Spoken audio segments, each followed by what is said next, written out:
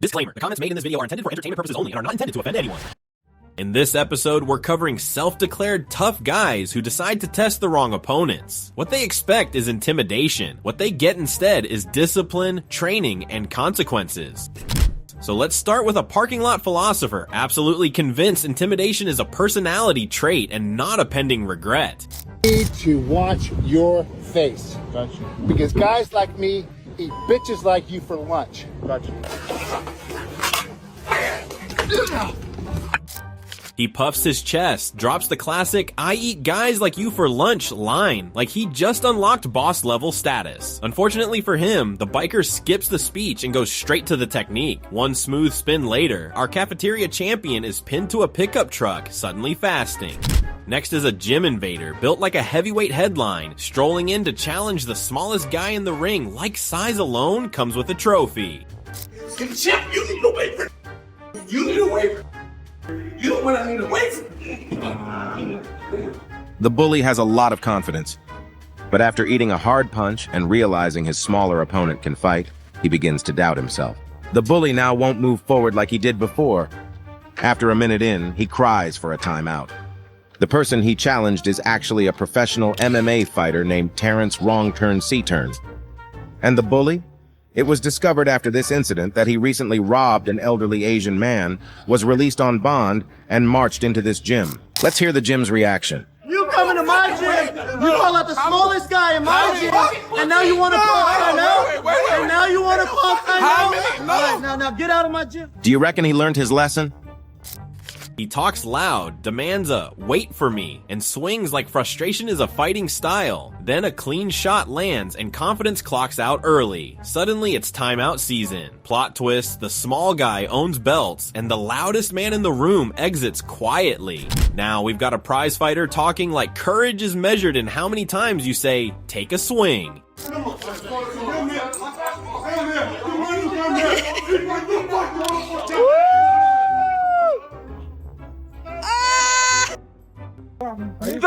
He just got knocked out. Oh, he just got knocked. He leans in, chin up, hands down, practically begging for a highlight reel moment, and he gets one. One clean punch from off camera, and suddenly he's airborne, then horizontal, then spiritually relocated. The trash talk disappears faster than he does walking away. Here comes a plaza gladiator, summoning First Amendment auditors like he's hosting open tryouts for Street Fighter Ego Edition. Speaking of moral high grounds, a woman refuses to hold a sign for a murdered girl because it might clash with her current aesthetic, proving unity is great until it requires actual empathy. I have a proposition for you. Okay. I'll hold your sign if you hold one of ours. I'm not gonna do that. I will rally for justice for him. If you rally for justice for Jocelyn, I will hold your sign if you hold one of ours of the women who were killed by illegal aliens. I'll hold that if you hold ours. I believe everyone who's murdered should have justice. All right, well then let's do it. Give me that one. She's gonna pay both attention. I'm not gonna do that. Why won't you hold her sign? Fighting for a cause right now. I know you are too, but this is my cause. What about her? It's very sad people are murdered every day. So we can find unity right now. I'll hold justice for him if you hold justice for her. I'm okay. Thank you, though. These people will do everything except say that this little girl should have been saved. The people who killed her should have been deported before they even got to her. They refuse to acknowledge or even look at. This lady is all about justice for all until she's asked to acknowledge a victim who doesn't help her political scorecard. She's treating human life like a trade-in value at a car dealership, refusing to hold a picture of a girl because it might accidentally suggest that laws should, actually be enforced. Next, a masterclass in dialogue. An activist with a megaphone demands a conversation while refusing to read the document she's mad about, resulting in a silence so awkward it physically hurts to watch. What are you out here protesting today? Trump. Why? All his craziness, the ICE raids, all of that, taking people that are citizens. Can you name one U.S. citizen that was deported? I'll give you $20 if you can. No. on in your face. You're out here protesting on a public sidewalk. Fine. We'll just read this right here. Read it for me, please. Oh, like you haven't read it? It's the most embarrassing thing this country's ever Read it for heard. me, please. I would love to know. Please educate me. I'm sure you don't know that. No, nothing. And why? Nothing. They didn't like. No. And they didn't like the person eating. This is just so sad. I really do feel bad for you. I do. Now, their thoughts. Are you thinking of something? I mean, you could agree with something and not agree with the way it's being approached, and that's not bad. Here's a masterclass in modern discourse. Scream at the top of your lungs for hours, but freeze like a computer crashing when asked to actually read the words you're shouting about. She demands civic dialogue while using a loudspeaker to prevent it, only to be reduced to a long, awkward silence that speaks louder than her megaphone ever could. If logic was missing before, check this. One man speed runs a protest by dressing as a trans Mexican, successfully triggering a chorus of Nazi chants because the satire was too high concept for the sidewalk. Weak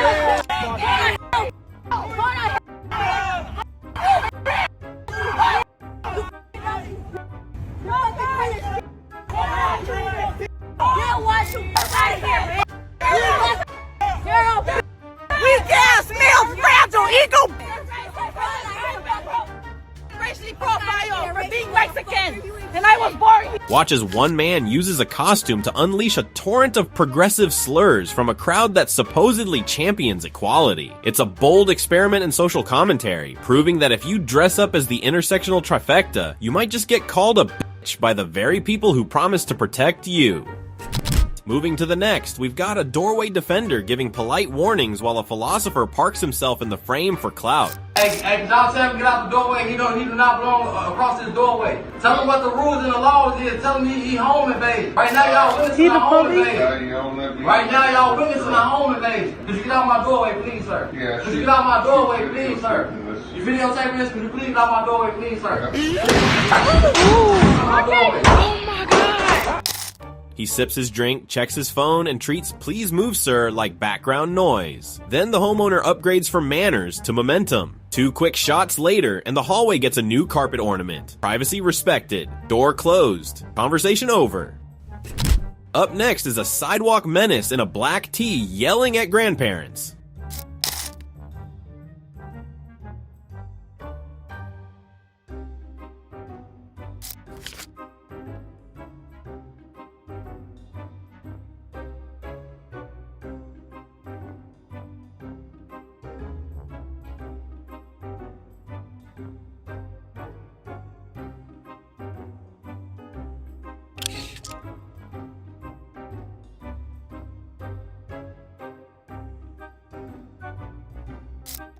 He struts, paces, and shifts his rage to the guy who steps in, gets pushed back once, decides to swing anyway, and discovers that technique travels faster than temper. A few clean shots later, Mr. Tough Talk is clutching his face and reconsidering dessert diplomacy.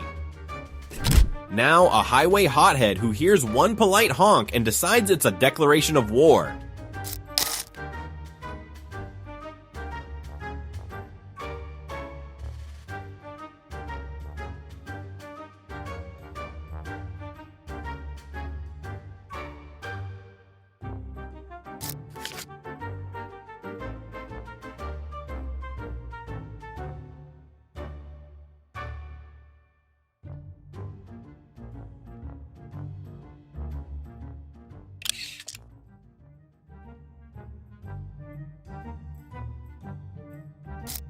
He jumps out at a red light, chest out, asking, "You want some?" Like this is a drive-through dojo. The camera stays calm, repeats, "Get back in your car, sir," and even reminds him that the light's green. Tough Talk stalls fast when nobody's impressed. Coming up, we've got a sidewalk shadow boxer bouncing around a taller dude who clearly just wanted to keep walking.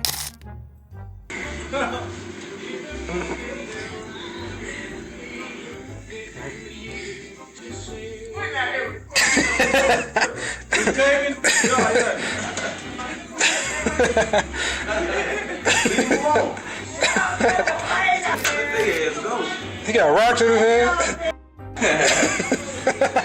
What he doing, good what? I don't know. It's how we do it on Frank with Chicago, baby. Come on, y'all. Little man kicks, blocks his path, even tosses something at his head like that was the master plan. The calm guy finally clocks in and delivers a quick reality check. A few sharp punches later, Mr. Franklin Street Fury is curled up, rethinking his audition. Here comes another one where a Jim Loudmouth is promising to whoop everybody. What you talking about?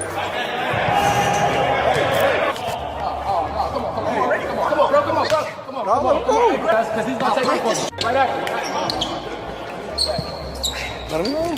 Let him go. Let him go. Don't get in there, Juice. Let him go. He gets tackled, probably thinks it's over, but surprise, Green Tank actually knows jujitsu. Suddenly the cheap shot artist is tangled up, leg trapped, staring at the ceiling while being politely informed his knee has an expiration date. Mouth wrote it, Matt cashed it. If you thought the sun stuff was weird, here he is claiming humans don't actually need food or water to live. Apparently he's not a king, he's just a very confused succulent. I was a menace to society. Well, I would go out to places and I would stare at people. It was Russian guys, but I ended up beating the kind of like 5 of them. The boss took out a gun, put it to my head, told me to stop fighting. I said, shoot me, and told me to come outside to talk to him. He told me, I'm not gonna shoot you, I just... King Azule has moved past mindset and straight into science fiction, telling people they can live on vibes alone. Watching the host shut him down was the reality check Ben desperately needed. It turns out the king isn't a fan of the one thing he can't manipulate, the basic biological need for a sandwich and a glass of water. He also claims to speak 5 languages, including one he can't talk about, which I'm assuming is the universal language of making stuff up as I go. I speak 5 languages. I speak Hebrew, fluently, English, Russian, and Spanish. And one or more that I can't speak about. Our king is out here collecting dialects like infinity stones, but apparently the final one is too dangerous for public ears. It's a bold move to claim fluency in a language you can't speak about. It's the verbal equivalent of having a girlfriend who goes to another school. At this rate, his next secret will be a silent roar. Don't laugh though, because according to this clip, every single person mocking him is actually part of his master plan. Jail. So I did a lot of things. But what was the one thing that they got you for? So the one thing that they got me for was fighting really bad in the middle of the street, and it was horrible. It was really bad. Some guy really... In a stunning plot twist, King Azule reveals that being a laughingstock was actually the goal all along. Apparently, the allegations and the ridicule are just marketing, which is a very fancy way of saying he has no shame left to lose. If looking like a delusional fraud was the plan, Ben, then congratulations, you're the most successful man on earth. In this bizarre pivot, he explains why his straight friends only go to gay clubs to find women. A menace to society. Well, I would go out to places and I would stare at people. It was Russian guys, but I ended up beating the kind of like 5 of them. And the boss took out a gun, put it to my head, told me to stop fighting. I said, shoot me, and told me to come outside to talk to him. He told me, I'm not gonna shoot you, I just want you to stop. And he looked me in the eyes and he realized I was a young boy, 15 years old. So the plan is, go to a gay club, wait for a woman to be sad about a breakup, and then reveal you're the only straight guy there? Ben's king status is really holding on by a thread if his best dating advice is predatory lurking. It's not a strategy, Ben. It's just a really weird way to spend a Friday night. Wait, it gets better. He now claims he was a global superstar on par with Bruce Lee and Jean-Claude Van Damme, despite his IMDb page being as empty as his water bottle. I speak 5 languages. I speak Hebrew, fluently, English, Russian, and Spanish. And one or more that I can't speak about. Fight, I could do it all. You're not done, man. King Azule wants us to believe he was flipping off trees and running up walls as a world-renowned superstar. It's a bold claim for a guy who seems to struggle with the basic physics of a conversation. I'm not saying he's lying, but usually, superstars of the world have a Wikipedia page that isn't just a blank white screen and a cry for help. Not only was he a movie star, but at 16 he was a bodyguard for a top guy in the Russian mountain, because nothing says high-level security like a teenager who calls himself the Kid. I was like a bodyguard to one of the top guys in the Russian mob. I got into a fight with some of his guys when I was 16. He hired me. I was his bodyguard. I was doing underground fights. He was betting on me, and everywhere he would go, I would be in the front. I was a kid. They used to call me the kid. I was the kid that you don't want to come around. There was gangsters here in town from Israel. There were people left and right. When I came around, they walked away. They were pissing their pants. They ran to. I'm talking about real kid. Right away. I would step up to all of them, 20 guys. Each one of them got blood on their hands. At least between all 20 of them, they own their own cemetery. When I step up, quiet, nobody speaks. Which one of you? Come outside for a second, I want to talk to you. No. It wasn't me. No. It wasn't me. Because in 1 second, they're all gone. It was just that switch that I had. At the age of 19, I did my birthday in jail because at the age of 18, obviously, like I said, I was a menace to society. Something that a lot of people don't even know. Ben's back with a plot rejected by Steven Seagal for being too unrealistic. At 16, he was apparently a Russian mafia bodyguard, a human shield for mountain guys, and an underground fighter making bookies rich. It's a touching story, a menace to society so terrifying that 20 hardened killers would rather rinse the bathroom than look at a teenager. Next, this retail renegade rolls a suitcase toward the exit, like confidence is an accepted form of payment. I told what the f*** I say I was gonna do. I told you I was gonna pay for it, dog. Do it.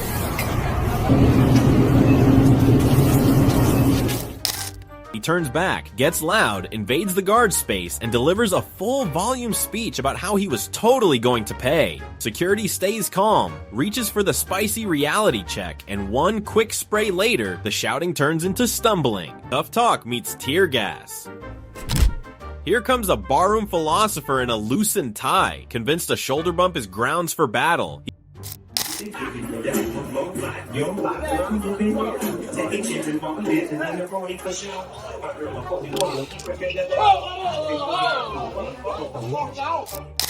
He spins around, points, and invites chaos at full volume. The pro fighter turns back, calm and silent. One quick left later. The music keeps playing, but our loudest guy hits the floor on mute. Last call arrived early and he did not order it. Moving right along, we've got a shirtless sidewalk champion shadowboxing the air and threatening an entire security team like it's open mic night.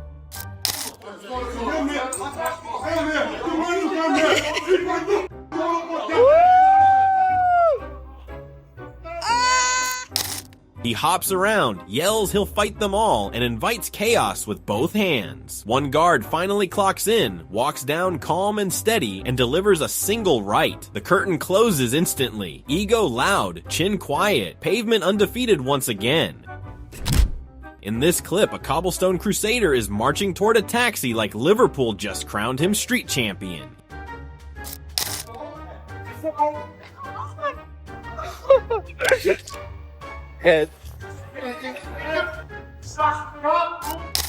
He closes the gap, reaches out, and forgets the driver did not sign up for amateur hour. One sharp counter later, and our goofball is airborne before gravity signs the paperwork. He lands flat, sits up confused, and suddenly discovers respect for personal space.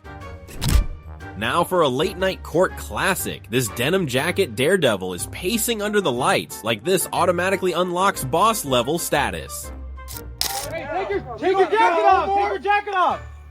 Hey, don't be... That's so old! He keeps the attitude louder and forgets the shirtless guy is calm for a reason. One sudden level change later, and Denim is airborne. He hits the pavement screaming, while the real fighter walks off like practice just ended. Next up is a dollar store Don announcing himself like the checkout line is his personal press conference. Hey, yo, man, DK, whole lot of gang shit. Hey, yo, Boat Gang don't got on me, cuz. He's completely disrespecting everyone online. Like I said, man, I'm the next level savage, bro. Y'all already know what the it is, man. Stop playing with me, you know what I'm saying? And now he's going to jail. Oh, yo, come on, bro. He shouts, postures, and crowns himself next level savage while customers just want receipts. Then he turns to the wrong guy in a black hoodie. One smooth grab later, and Mr. Gang Talk is face down, begging politely. Turns out jail does not honor street speeches. Here's a fast food gladiator inside McDonald's, shirtless and steaming, apparently thinking fries come with fight night.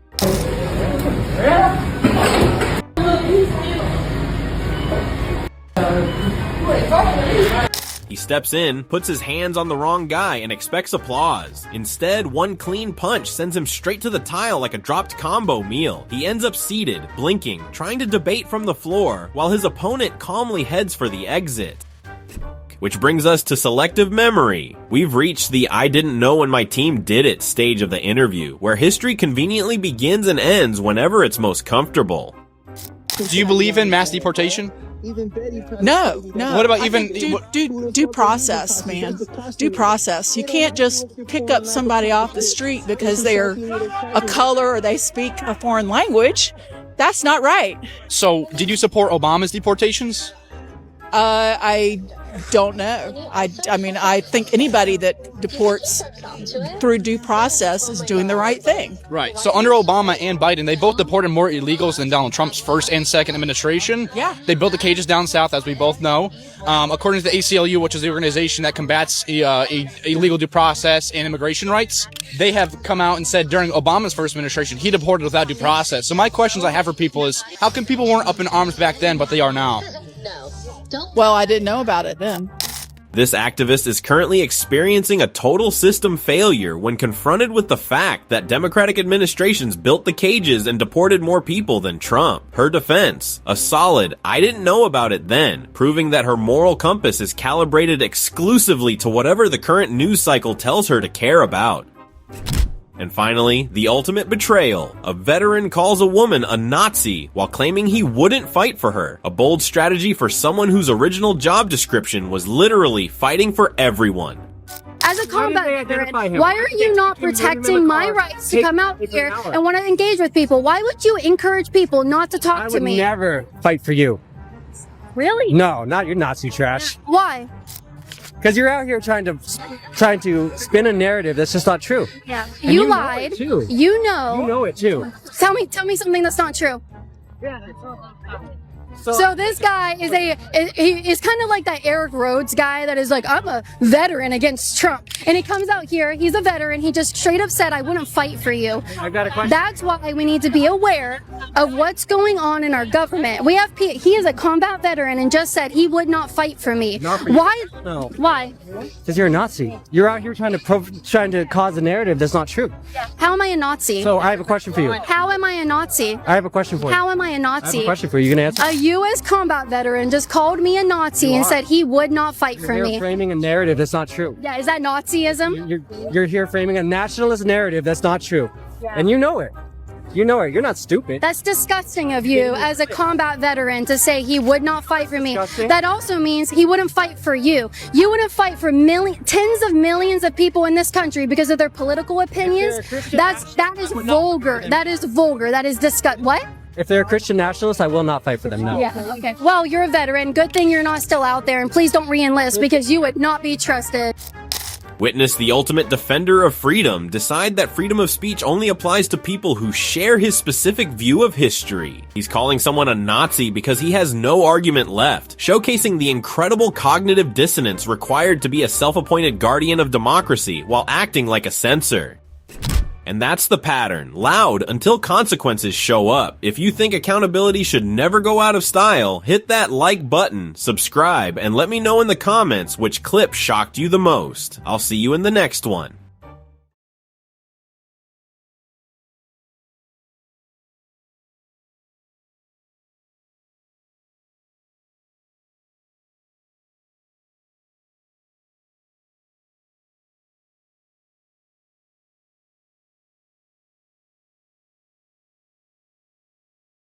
Now for some mental gymnastics. Watch a debate where poverty justifies anything meets victim blaming, featuring a guy who thinks being annoying is a protected human right and logic is a tool of oppression. Do you wish that you could date Brianna J. Rivers? She's a little bit bigger than you, I don't know. Maybe you like that dominant woman type of thing. Maybe he likes to be dominated. You think you're a female Nate Friedman or something, man? Get the out of here. Thank you, that's a compliment, because I like Nate Friedman. Yeah, you like all that conservative radical bull. So what do you have to say for 12-year-old Jocelyn who was brutally raped and murdered by two men that weren't ever supposed to be in the country? Can you condemn that? Yeah, we can condemn that. Okay, should they be deported? Yes, people that commit crimes should be deported. Perfect, but every illegal immigrant committed a crime by coming into this country illegally. And when they're here and they're actually trying to go and get their citizenship or get their residency, what happens to these people? Why didn't they do it before coming into the country? Like so many millions of immigrants do every single year. Some people don't have the luxury to do that. And that's our fault? It's not our fault. It's not their fault. They should be able to break the law. It's not their fault either. They should be able to break the law. It's not a crime. Answer the question or no? I answered the question. That's not an It's answer. not a crime. If you're poor and you don't have the means and assets, you should be able to break the law. To make it by the system, you should be able to do whatever you need to do to make it by as a human being. Okay, so do whatever you need to do. So if you feel like you want to rape a young woman because you come from a third world country, you can go ahead and do what you need to do and break the law, right? Poverty means if you got to do what you got to do. We'll rewind the clip. You have to do to make it by in life. I did not say that allows you. What if that means that you're going to rape someone? What's wrong with you? That does not mean that you want to rape someone. Should you be able to steal? So somebody being poor means that they want to rape people? That's what you're saying? No. That's exactly what you just said. Stop your bullshit. These guys were poor and they raped women. You sound crazy. I asked you a question. You got punched in your face in Harlem for. I sound crazy. Do you condemn me being assaulted? Do you condemn me being assaulted? That assault it was justified. It happened to you because you kept right. It was my fault. Yeah, victim blame. You kept following the lady after she told you stop bothering her. I didn't follow her. We never moved from the space. She's the one who walked up to me. You kept but that's awesome. Her. You tried to spin the narrative. That's so you think she should have punched me? That was okay. If you antagonize somebody multiple times and they tell you to stop, why didn't she walk away like an adult? She told you to stop and you kept antagonizing. No, she didn't. You clearly didn't watch the footage. I saw what happened. Do you have a crush on her? Do you wish that you could date Breonna J. Rivers? Are you crazy? She's a little bit bigger than you. I don't know. Maybe you like that dominant woman type of thing. Maybe he likes to be dominated. I don't know. Watch this intellectual heavyweight argue that laws are just suggestions if you're poor, but physical assault is a fact of life if you're a female reporter. He manages to excuse international border hopping and victim blame a woman for being punched, all while looking like he's one more question away from short-circuiting his own motherboard. Shifting to a physics lesson, a protester decides physical assault is the best way to stop journalism, only to find out gravity is a nonpartisan force that doesn't care about your political affiliations. This is a public sidewalk. I can stand right here if I want to. Touch me and see what happens. Touch me and see what happens. Yeah. Whoa. Whoa. This is a minor, yo. Hey, don't touch him. Don't touch him. You touched me first. Whoa. Whoa. You touched me first. Call the cops. Call the cops. Hey, don't touch her. Do not touch her. Do not touch her. Do not touch her. Keep recording. Do not touch her. This peaceful activist decided that grabbing and shoving reporters was the best way to win hearts and minds. It turns out when you spend your afternoon trying to tackle people, someone eventually stops you. Watching her go from aggressive attacker to outraged floor ornament in 3 seconds flat is the kind of cinematic justice we all need. And finally, here's a pickup court enforcer who thought chest bumps and wrestling moves counted as defense against actual skill.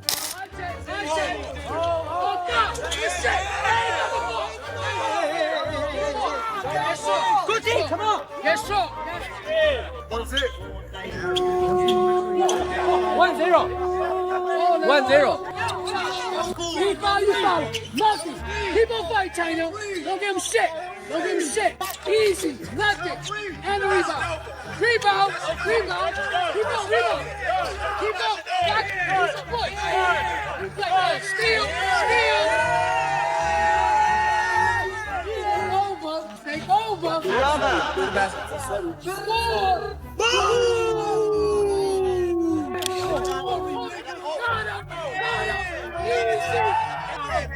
school today.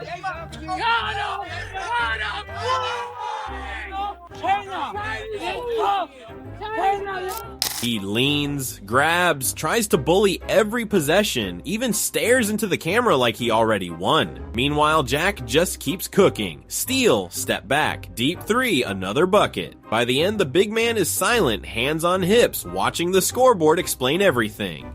That's a wrap with a big difference between looking tough and being tough. When experience meets ego, the outcome usually speaks for itself. Like, share, and subscribe if you enjoy watching overconfidence get checked in real time.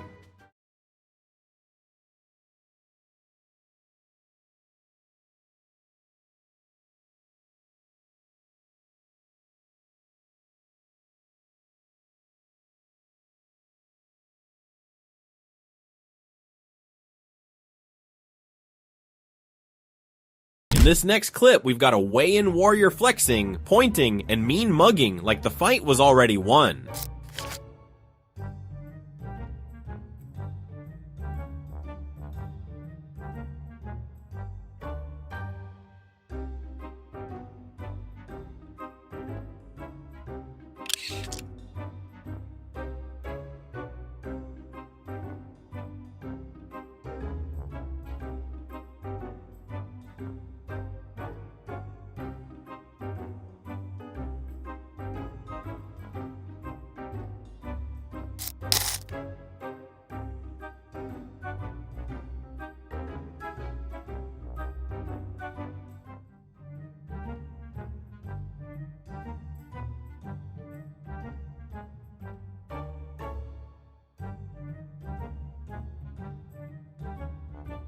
Meanwhile, the shorter guy just smiles and saves his energy. Fast forward to fight night, and all that theatrics turns into takedowns and elbows. Suddenly, the loudest man in the room is stuck on his back, learning the oldest rule in combat: be humble or be humbled. Here we have a grappling genius who thinks disrespect and cheap shots count as technique.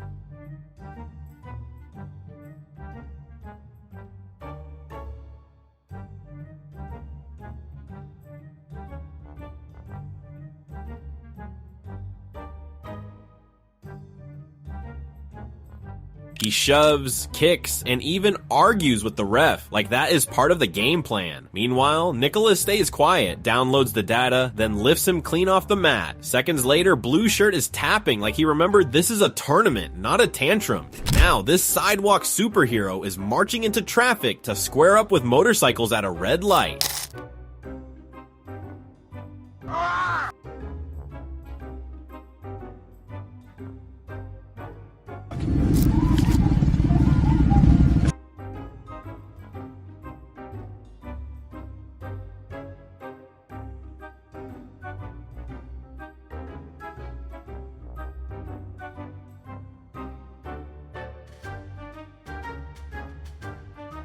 He's barking, fist raised, leaning over handlebars like exhaust fumes personally offended him.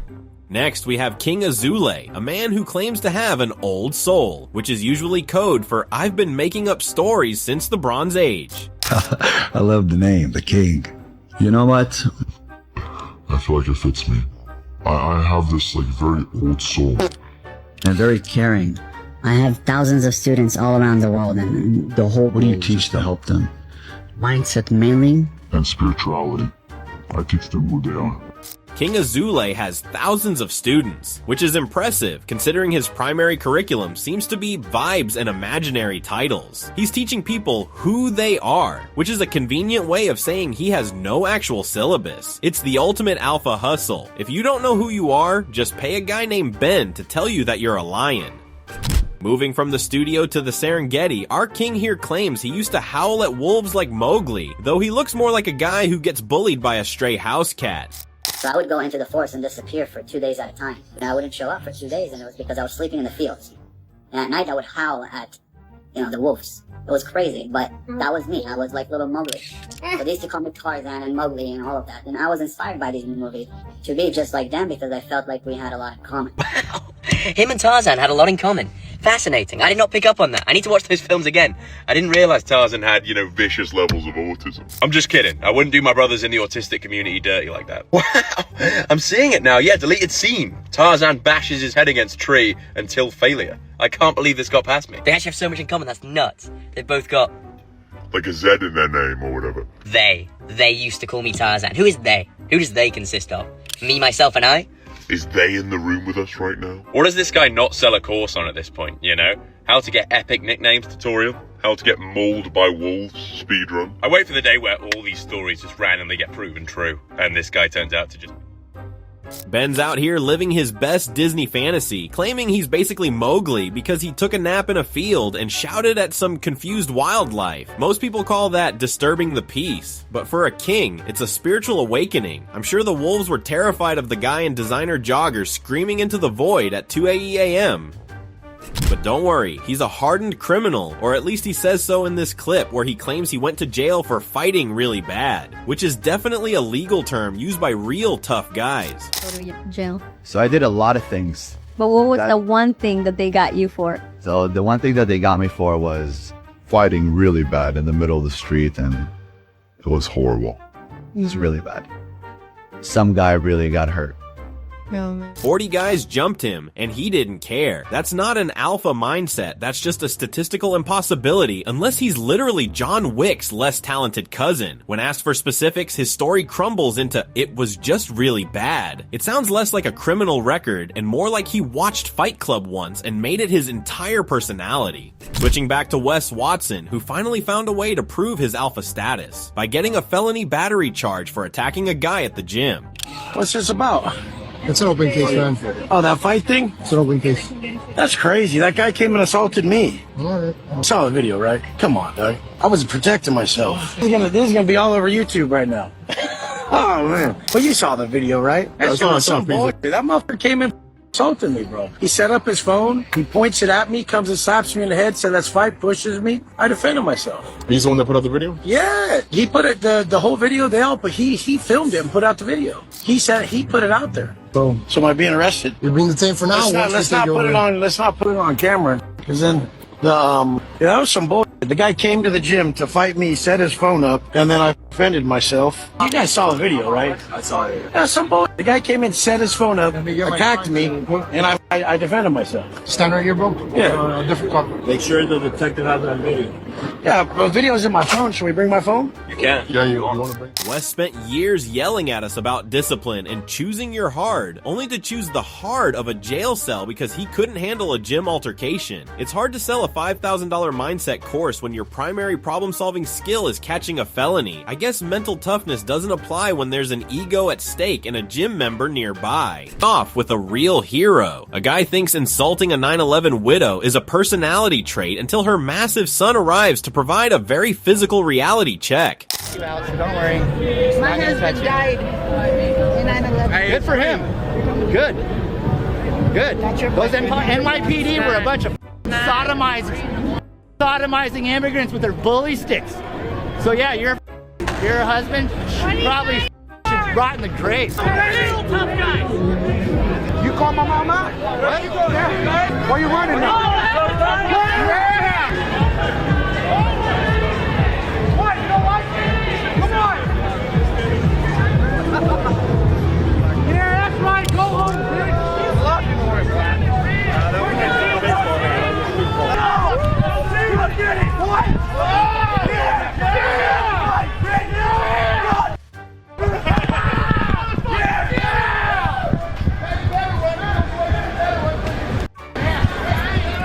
This guy clearly spent too much time in the Twitter trenches and forgot that IRL saying rot in his grave to a widow has physical consequences. He went from edgy political commentator to local man reconsidering his life choices the second he realized the widow's son is basically a human mountain with a very short fuse.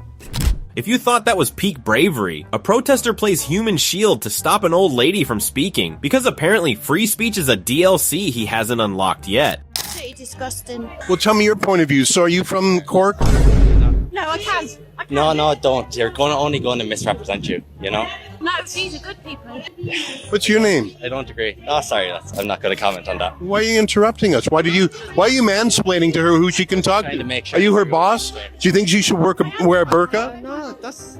Sorry, that's... Do you see what happens? Do you see you're not allowed to talk to nobody? Witness the pure, unadulterated entitlement of a guy who thinks his political side gives him a lifetime subscription to controlling other people's conversations. He's trying to cancel a real-life interaction in real time, only to be reminded that, surprisingly, he's not the CEO of the public sidewalk or the boss of anyone's opinion. But wait, it gets creepier. This guy called the cops on a reporter, then hovered over her like a glitching NPC, proving that staying hydrated isn't the only thing he's forgotten to do. We've got 4 cops here. Hold on. I just got touched by a visitor. Is he calling the cops? Yes, they're on the line. Why are you calling the He cops? just touched me, and that's not okay. Let's take it down a notch. They'll call. My name is Caitlin Bennett. It was so nice to meet you. My media. I haven't heard this interaction. She likes seeing people go mentally nuts. Nice. We want to keep the temperature down. Okay. So maybe you could. Yeah. Could I just go back there? Could I just go down here and we'll just take a break from him? Duncan, I'm not step done. back. Please step back. I'll just go down here and I'll leave these people I'm here to alone. stay And with you. I'll just Come go with to the us. other side. All right. Okay. I don't want to bother him. Is it I've okay? already done it. Way too late. I don't want to continue bothering him. So is it okay if I just stay down here and you guys go down there? I'm just. Who are you representing? Just myself. It's right here, Liberty Hangout. It's my YouTube channel. Okay. That's it. I saw you guys were out here on a whim. I was like, let's go get their voices out. I have about 3 million followers, and so there's a lot of people that would love to hear what you guys are saying. Absolutely. Absolutely. I'm on camera. So, I hear what you're saying. Yeah. This is a peaceful demonstration. We just don't want anybody to be incited. So as long as you're staying within those parameters, we're okay with that. Nothing says, I'm a stable individual, like calling the cops on a reporter and then refusing to let her leave. He's standing there waving at the lens with a look that says, I definitely haven't had a social interaction since 2019, proving that some people view a public sidewalk as their own personal stage for performance art. Then there's the empty room segment. A woman gets kicked out from a Joy Reid event after pointing out the crowd size was more unfilled waiting room than political revolution. Joy Reid, you suck! You're a loser! MSNBC fired you because you're a loser! You suck! America first, you can't even get a sizable crowd! No one's here! It's empty! It's empty! It's empty! You're a loser! You're all mentally ill! You're simping for a criminal! He is a criminal! He is a... Yes? Who are you? Stop. What? Stop. What do you mean, do I know who you are? Why are you simping for illegal criminals? No, why are you distracted? Because I think you guys are losers. I think you are scum. Why are you here? This is not your event. Okay, it's a free country, isn't it? Is it a free country? You want to know who the fascists are? You guys. You guys are the fascists. You guys are the fascists. I don't need any arguments right now. No fighting. They're having their demonstration. Just let it be. There's no need to cause commotion right now at all. You have an opinion, that's perfectly fine. Take it elsewhere. They organized this. You did not. Understand? Over here. Yeah, I'm walking. Oh my God. I'm trying to walk. Excuse me. Wow. My tax dollars at work. My tax dollars at work. These police officers getting in my face. Little old me. I thought everyone was welcome at these events. Only on our borders, huh? Yeah, apparently. Nothing says democracy in action, like kicking out a woman for stating the obvious about a dismal turnout. Our hero here pointed out that the crowd was more private viewing than public uprising, which apparently violated the strict no reality allowed policy of the event. And because facts are apparently optional now, this debate devolves into a masterclass of no you didn't as two guys try to, well, actually their way out of political violence stats with desperate moves. I think it's hilarious how we're always hyper-focused on Trump when the left wing has been the most violent political party over the last 10 years. Y'all are laughing about this, but Charlie Kirk just got shot in front of by a left-winger. No.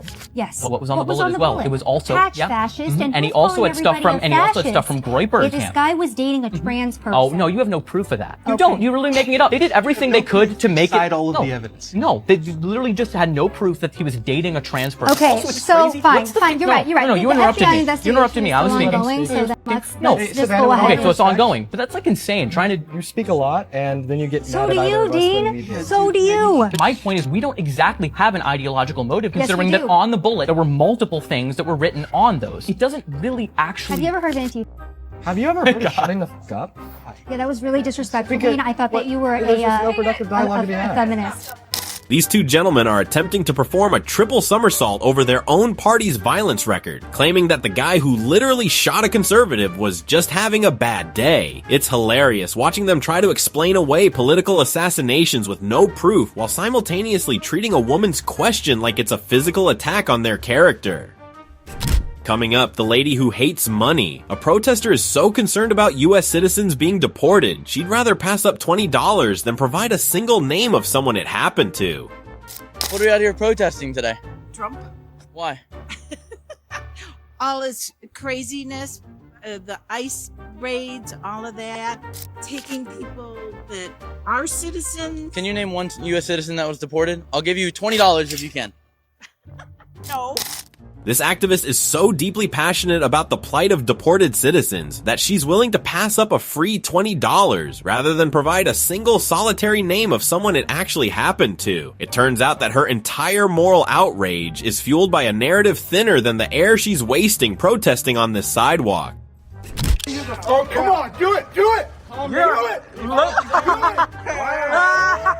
Bring it on! You have no idea who you're dealing with. I don't need to. You better stand back. I'm not afraid of you. You gotta be kidding me. What are you doing? Hey, are you kidding me? Get the fuck down! Get down! Hey! Get down! Get down! Are you kidding me? Are you kidding me, dude? Look at him! Look at him! Look at him! Go home! Go home! Go home! He waves them in, laughs loud, promises chaos, and insists nobody knows who they're dealing with. Turns out he didn't know either. One clean counter later, and our fearless challenger is seated on the pavement, suddenly filing complaints instead of threats. The crowd chants him home. Pride does not get a ride. In this next clip, a sidewalk strategist chasing a calm guy like persistence alone unlocks invincibility mode.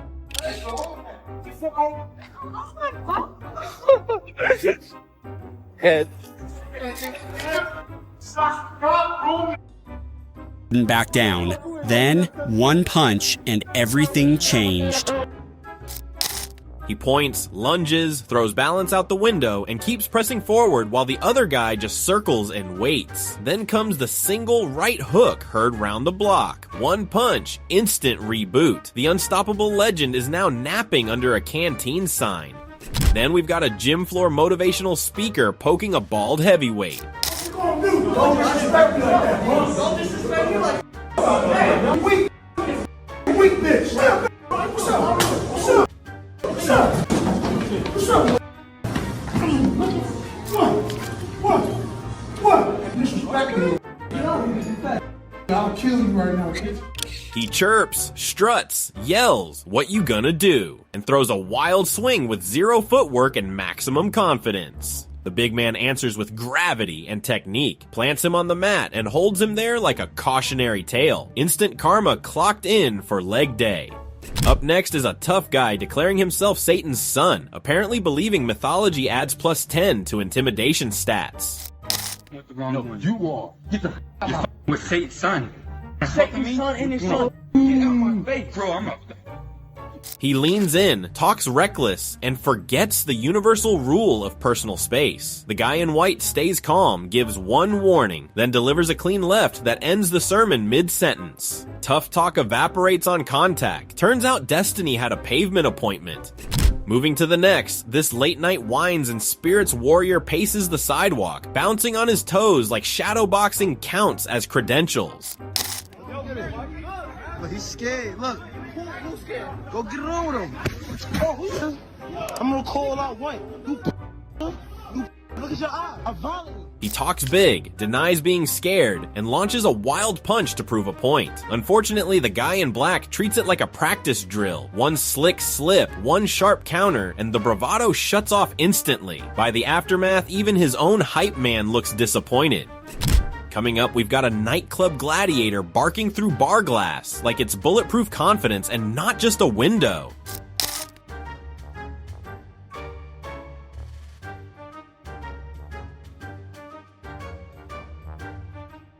He points, yells, and performs for the street crowd, completely forgetting situational awareness exists. Meanwhile, security slides in from behind with 0 speeches and maximum efficiency. One smooth grab later, our loudest guy in the room vanishes off the LED floor. Moral of the story, always check your 6.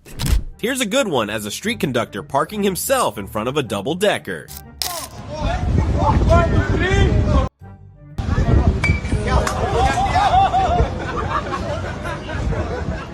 He chants at the bar crowd, paces in the road, and demands attention from an entire city block. Then a calm guy delivers one sharp reality check. The crowd goes wild. Our traffic warrior goes quiet and suddenly remembers appointments elsewhere.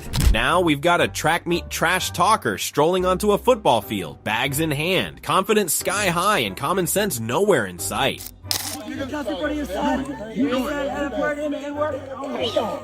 I'm like that. I'm like that. I told you the wrong hope. I'm like that. He gets face to face, talks reckless, and invades space like that is step 1 in a winning strategy. The bigger guy stays calm, then makes one sharp move. Suddenly, our fearless instigator unlocks Olympic sprint mode and retreats across the field at record pace. Brace yourselves for this one. He tries to cement his savage status by describing how he hit an 18-year-old with a brick as a child, which is less alpha and more early signs of a psychological evaluation. This is what turned me into a savage. I was about 6, 7 years old. One of my neighbors, who was an 18-year-old boy, decided to yell at me. And when he came up to me, he pushed me, but something switched. It turned me into savage. But just a few days later, I decided to wait outside his house. I had a red brick in my hand, and when he was walking, I smashed it over his head.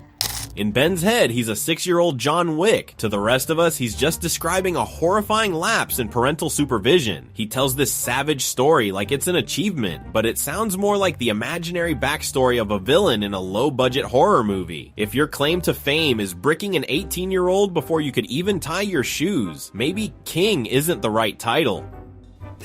Finally, we wrap up with his most cinematic lie yet. A mafia boss putting a gun to his head, a father kicking him out, and 8 trips to jail, all before he probably realized he was just dreaming in the back of a Starbucks.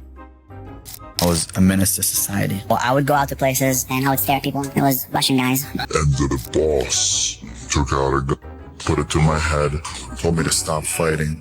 I said, shoot me, and told me to come outside to talk to him. He told me, he looked me in the eyes and he realized I was a young boy, 15 years old. He pulled his pants, told me how I want to talk. Tells me I'm not going to do anything to you, I just want to talk to you. When we went outside, he, let's say, approached me in the wrong ways. Grab the legs. And I was like, whoa, what are you doing? My dad kicked me out on the streets when I was 17. Obviously working with the mafia, he didn't like that. I went to jail. They thought I knew some people. And I've been to jail like 8 times. At that time, they thought I knew some guys. And eventually they let me out. So I kind of ghost the world. But then Ben's life story is basically a movie script written by a 15-year-old who's watched The Godfather too many times. He claims he told a mob boss to shoot me, but the boss was so moved by his alpha gaze that he just wanted to chat. It's a touching tale of a teenage menace who went to jail 8 times but somehow stayed as innocent as a young boy. At the end of the day, if you have to tell everyone you're a king, a savage, or a global superstar every 5 minutes, you're probably just a guy with a ring light and a deep-seated need for a hug. Wes and Ben proved today that the loudest person in the room is usually just the most insecure. If you enjoyed watching these alpha egos crumble under the weight of their own fiction, like, comment, and subscribe.